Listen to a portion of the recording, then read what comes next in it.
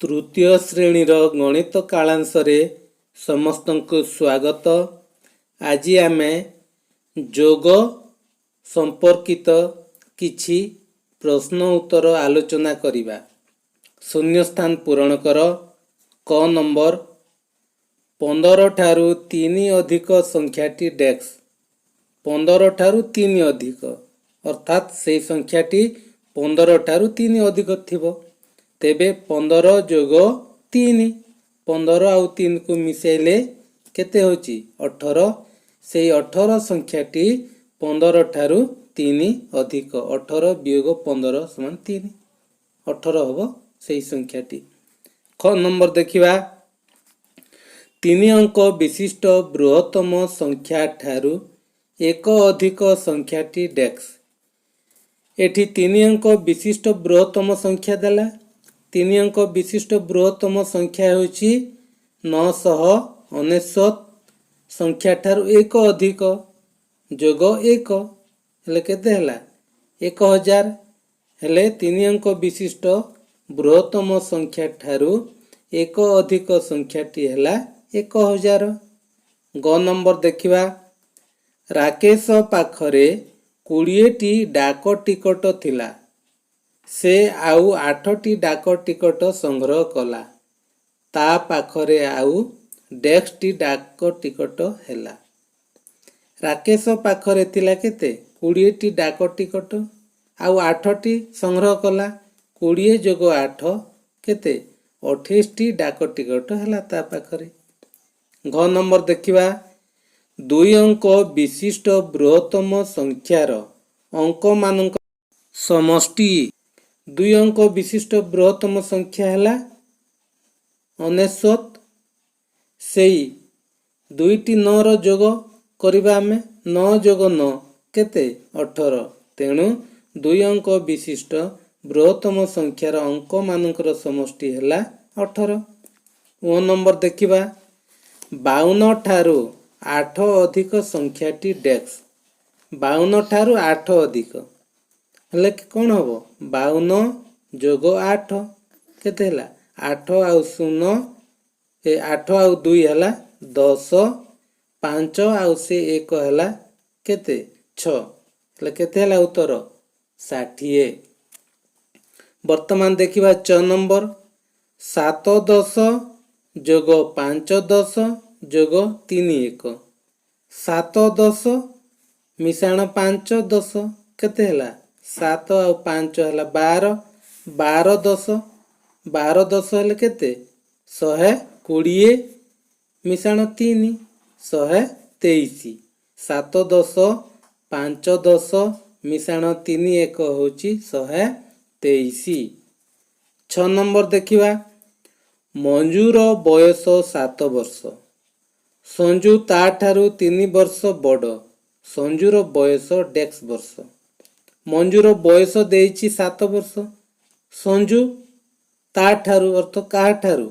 ମଞ୍ଜୁ ଠାରୁ କେତେ ବର୍ଷ ବଡ଼? 3 ବର୍ଷ ବଡ଼। ତେବେ କ'ଣ ହେବ? ସଞ୍ଜୁର ବୟସ 7 ମିଶାଣ 3 କେତେ? 10 ବର୍ଷ। ତେବେ ସଞ୍ଜୁର ବୟସ ହେଲା 10 ବର୍ଷ। ବର୍ତ୍ତମାନ ଦେଖିବା ଜ ନମ୍ବର। 900 ଯୋଗ 9 10 ଯୋଗ 9 1 ସମାନ ଡେକ୍ସ। କେତେ? 999। ଝ ନମ୍ବର ଦେଖିବା। 23ର ନିକଟବର୍ତ୍ତୀ 4ଟି ସଂଖ୍ୟାର ଯୋଗଫଳ ଡେକ୍ସ। 23ର ପୂର୍ବ ସଂଖ୍ୟା 2ଟି ଏବଂ 23ର ପର ସଂଖ୍ୟା 2ଟି। 23ର ପୂର୍ବ ସଂଖ୍ୟା 2ଟି ହେଲେ କେତେ? 21 22 ଏବଂ 23ର ପର ସଂଖ୍ୟା 2ଟି ହେଲେ 24 ଏବଂ 25। ଅର୍ଥାତ୍ 21 22 24 25 ଏହି 4ଟି ସଂଖ୍ୟାକୁ ମିଶାଇଲେ ଯାହା 23କୁ 4ରେ ଗୁଣନ କଲେ ତାହା। ବର୍ତ୍ତମାନ ଆମେ ଗୁଣନ କରିବା। 4 3 12 2 1 ରହିଲା। 4 ଦୁଣେ 8 ଆଉ ସେ 1 9 କେତେ ହେଲା? 92। 23ର ନିକଟବର୍ତ୍ତୀ 4ଟି ସଂଖ୍ୟାର ଯୋଗଫଳ ହେଲା 92। କୁନି 15ଟି ମନ୍ଦାର ଫୁଲ ଓ 8ଟି ଚମ୍ପା ଫୁଲ ଓ 24ଟି ଗୋଲାପ ଫୁଲ ତୋଳିଲା, ତେବେ ସେ ମୋଟରେ ଡେକ୍ସଟି ଫୁଲ ତୋଳିଲା।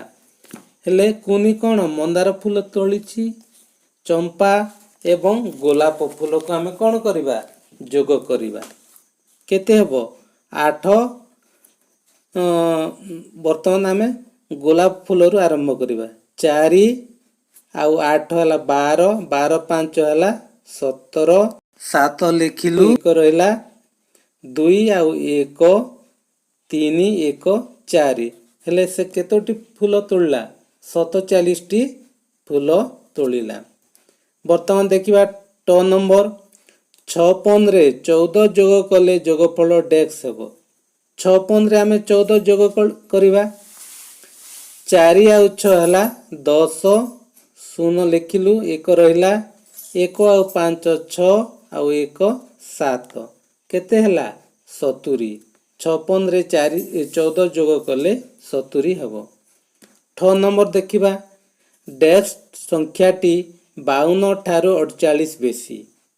ଡେକ୍ସ ସଂଖ୍ୟାଟି 52 ଠାରୁ 48 ବେଶୀ ଥିବ, ତେବେ କ'ଣ ହେବ? 52 ଯୋଗ 48।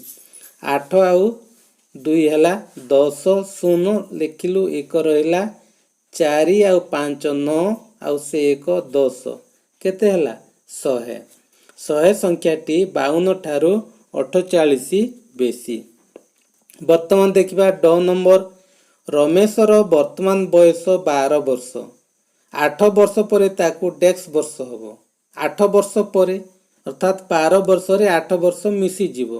12 ଆଉ 8 20 ବର୍ଷ, ଅର୍ଥାତ୍ 8 ବର୍ଷ ପରେ ରମେଶକୁ ହେବ 20 ବର୍ଷ। ବର୍ତ୍ତମାନ ଦେଖିବା ଢ ନମ୍ବର। 100ର ନିକଟବର୍ତ୍ତୀ ଦୁଇଟି ସଂଖ୍ୟାର ଯୋଗଫଳ। ଆମେ ପୂର୍ବ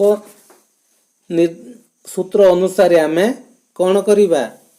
ଗୁଣନ କରିବା। ନିକଟବର୍ତ୍ତୀ ସଂଖ୍ୟା କହିଲେ ଆମେ କ'ଣ କରିବା? ଗୁଣନ କରିବା। 100 ଗୁଣନ 2 ହେଲେ କେତେ? 200, ଅର୍ଥାତ୍ 100ର ନିକଟବର୍ତ୍ତୀ କେଉଁ ସଂଖ୍ୟା?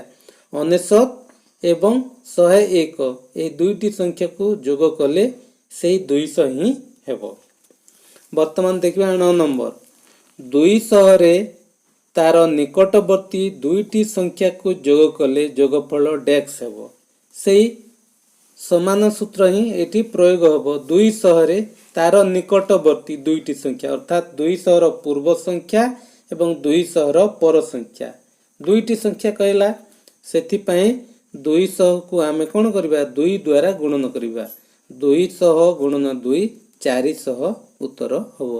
ଆଜି ପାଇଁ ଏତିକି ରହୁଛି। ଭିଡ଼ିଓଟି ଯଦି ଭଲ ଲାଗିଥାଏ ଗୋଟିଏ ଲାଇକ୍ ଏବଂ ସବସ୍କ୍ରାଇବ୍ କରି ସେୟାର କରନ୍ତୁ।